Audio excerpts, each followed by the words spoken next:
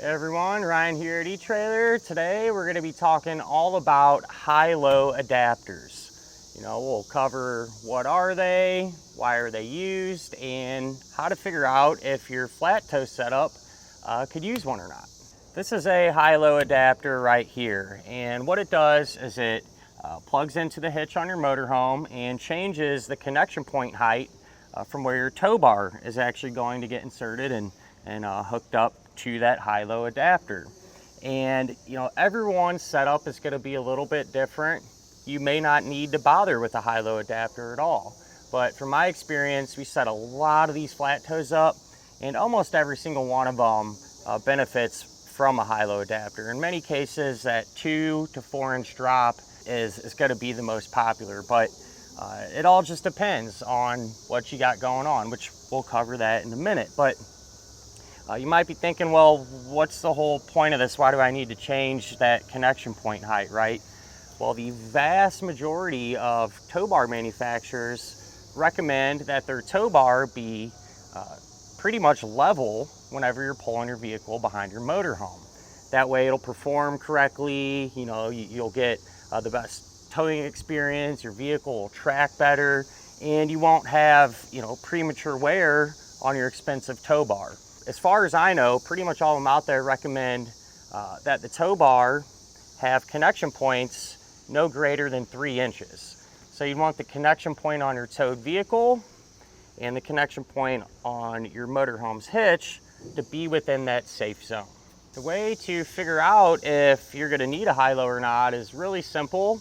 Ideally, you could take your motorhome, park it on flat ground, take the vehicle that you're going to be flat towing, pull it up about like this, about how you have it hooked up, and you're going to take 2 different measurements. One of them being from the center of the hitch pin hole on your motorhome down to the ground, and from the center of the attachment point on your base plate down to the ground. And if that difference is greater than 3, that's when you need to start looking into these high-low adapters. So for example, today our motorhome's hitch height was 24 inches. The base plate on our Jeep, that was at 18 inches. So we had a 6 inch difference, and that's well past the 3 inch safe zone that we're looking for.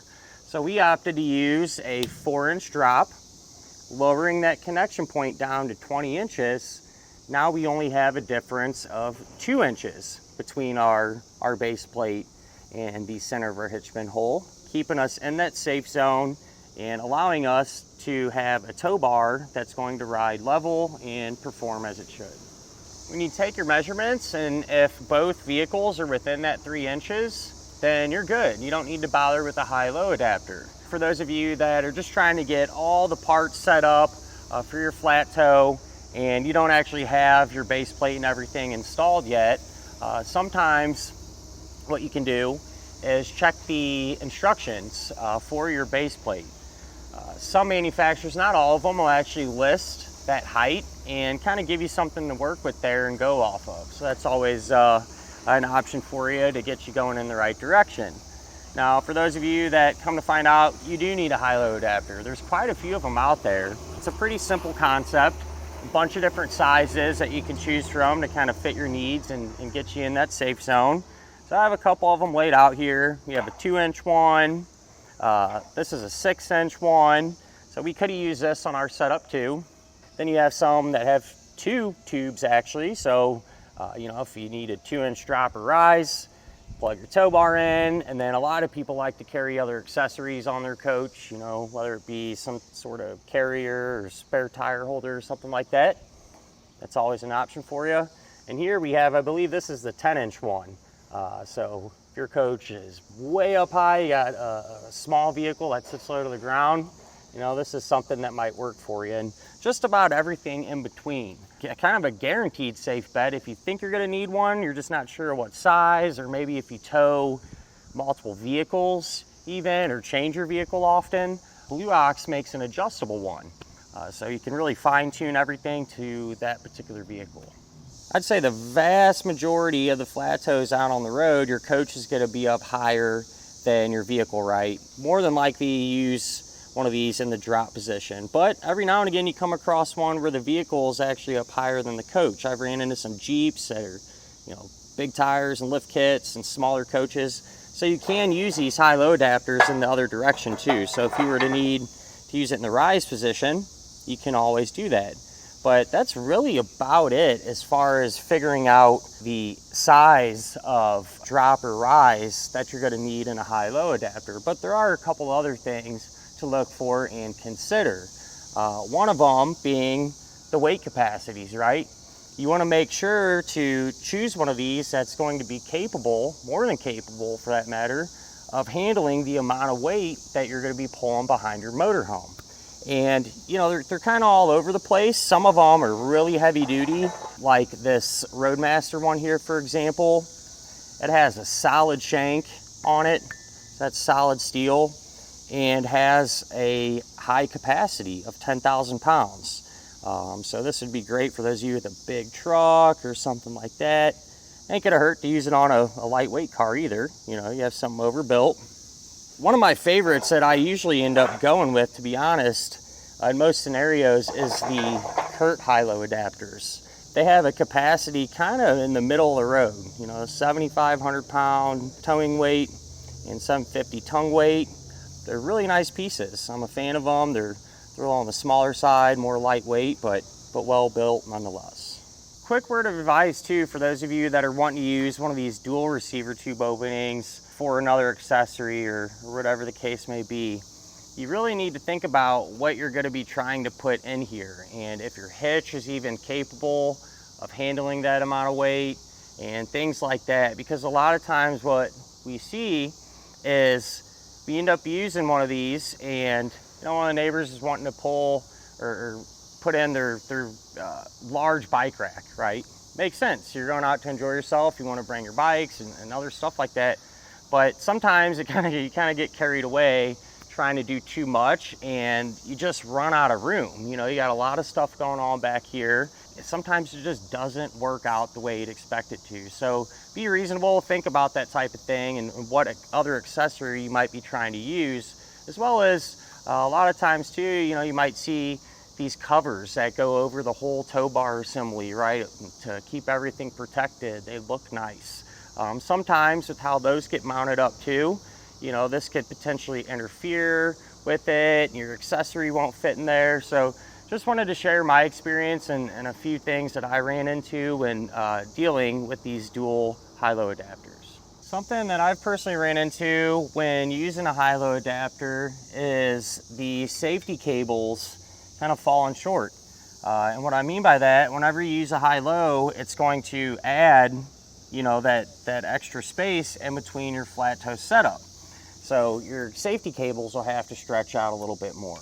And if yours are already on the tight side or a little on the short side, you know, you might run into an issue there with them reaching, because you do want, you know, when everything's fully extended, you're still going to want slack in your cables. You know, you don't want these things super tight, you know, that way when you make turns or whatever, there's some play there. In our case, ours were just a little on the tight side. I think we'd have been fine without doing this, but what I did was just use some heavy duty D-links here, and that bought us an extra, you know, 3 or 4 inches or whatever, and just gave us a little more breathing room there. But if yours are definitely on the tight side and you need extra length for sure, if you already have a set of cables, you know, you don't necessarily have to buy a whole brand new extra long set. You can always look into extensions. So these ones are made by Roadmaster here. There's a bunch of different sizes of these as far as length and capacities, and that would buy you that extra space. You know, you'd put these onto the safety chain openings on your hitch, and then you'll have another connection point where you can take your safety cables ends, clip them on there, and extend them out. Something that is often easily missed as well is the hitch pin and clip, right? Because your tow bar has a hitch pin and clip, it usually comes with it, and that's great whenever you can put it directly into your motorhome's hitch. But when you use the high-low, you're going to have to use that hitch pin and clip to secure the high-low to the hitch, and then you'll still need one to secure your tow bar to the high-low adapter. So just something to look out for. I know some of the high-low adapters will come with them, others won't. So pay attention to that. You know, if you don't have an extra one laying around, not a big deal. You can grab a regular old pin and clip here from eTrailer, and that'll definitely get the job done. With pretty much all of them out there that have this 2" by 2" shank that goes into the coach, and then a 2" by 2" one where your tow bar will go into. That's the most popular by far. With those, you can use a standard 5/8 pin and clip. As of late, some of these real high-end coaches now, it seems like, are starting to come with the larger hitches, the 2.5 by 2.5 inch openings. And if that's what you have, not a big deal. They make these high-low adapters in those sizes as well. So whatever setup you got, more than likely there's going to be a solution for you. I know with a lot of these flat tow setups, people just tend to leave their tow bar on the back of their coach more or less permanently. I definitely don't blame them. I know that's what I would probably do too, just so you don't have to take everything apart all the time. And if that's what you want to do, you can get other accessories to kind of protect your investment, if you will. So for example, you could use a locking hitch pin. You know, if you use a high-low adapter, you'd of course need 2 of them. That would replace your standard hitch pins and clips and keep everything secure. That way it's locked to your coach. On the other hand, if you take it apart pretty frequently, you know, something you could do is get an alignment collar here. So this would slide over your tow bar end. I suppose you could put it on your high-low adapter too if you wanted 2 of them. But you'd set it up once, you put this on, lock it down, and that'll keep the perfect position. So the next time you reinstall it, you don't have to think about trying to line up the holes, right? You just put the tow bar in, put your pin and clip through, and you're done. And then one other thing too, I figured I'd just mention this stuff. There's some anti-rattle devices as well. So a lot of times, you know, there'll be a little bit of play, right, between these connection points.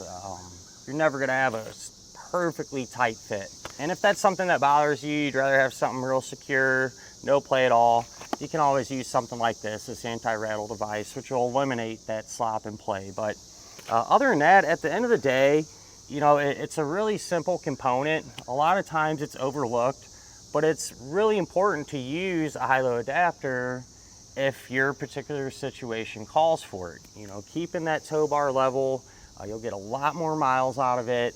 It's just going to, you know, provide you with a much better flat towing experience, and you're doing things the right way. So, you know, if you need one, really consider picking one up and getting everything dialed in. But, you know, hopefully kind of shed some light on the high-low adapter situation and helps you figure out if you can benefit from one or not.